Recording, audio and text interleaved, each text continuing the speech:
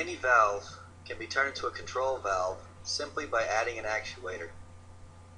Valve actuators, in response to a signal, move a valve to a desired position using an outside power source. These outside power sources may be in the form of pneumatics, electronics, or hydraulics.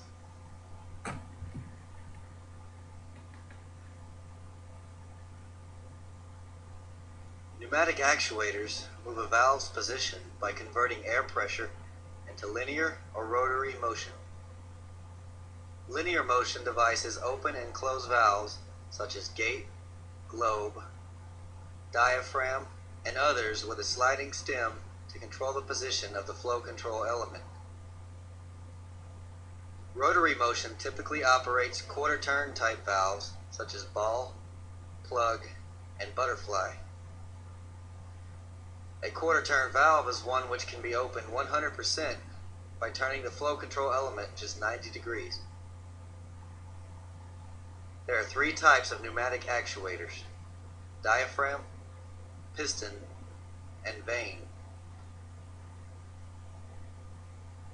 Diaphragm actuators are used mainly with linear motion valves, but are suitable for rotary motion valves when used with some type of linear to rotary motion linkage. The diaphragm actuator is a dome-shaped device with a flexible diaphragm running through it. The center of the diaphragm is attached to the stem. The valve is held in position by a spring until air is forced into the dome to open, close, or throttle it. A piston actuator uses an airtight cylinder and a piston to position the stem. It is commonly used where a lot of stem movement is needed. Piston cylinder actuators are suitable for both linear and rotary motion valves. Typically, rack and pinion actuators are used to transfer the linear motion of a piston cylinder actuator to rotary motion. A vane actuator will work only with rotary motion. A vane actuator pushes air against paddles or a vane in order to turn the flow control device. These are commonly used on quarter-turn valves. There are three methods for a pneumatic actuator to operate: air to open, spring to close. While the air system is up, the valve stays open and closes by force of the spring when the air is down. The air line would be located on the bottom. Air to close, spring to open. The valve stays in the open position if the air goes down. The air line would be on top. A double-acting valve, such as a vane actuator, uses an air line to open and close. This eliminates the need for a spring.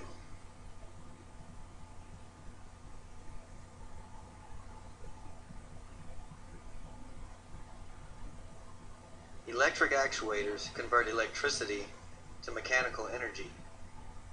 Two examples of this would be a solenoid valve and a motor-driven actuator. A solenoid valve is a device that turns an electrical signal sent to a coil into a mechanical movement inside the valve, thus allowing it to control the flow of liquids or gases.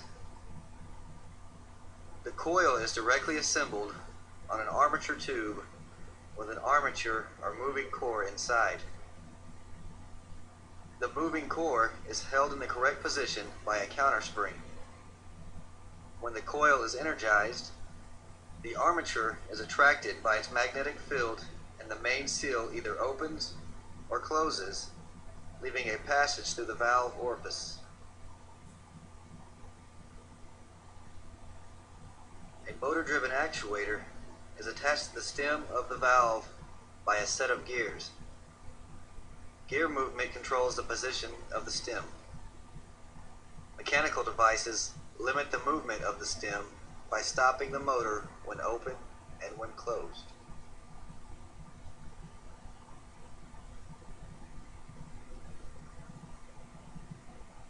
Hydraulic actuators use a pressurized, incompressible fluid to move mechanical components. They are faster and more powerful than pneumatic actuators because the high pressures used produce greater torque. Hydraulically operated actuators use a liquid-tight cylinder that houses a piston to position the stem and disc on the valve. As a hydraulic pressure is applied, the piston is displaced within the housing and the stem is forced to move. Thank you for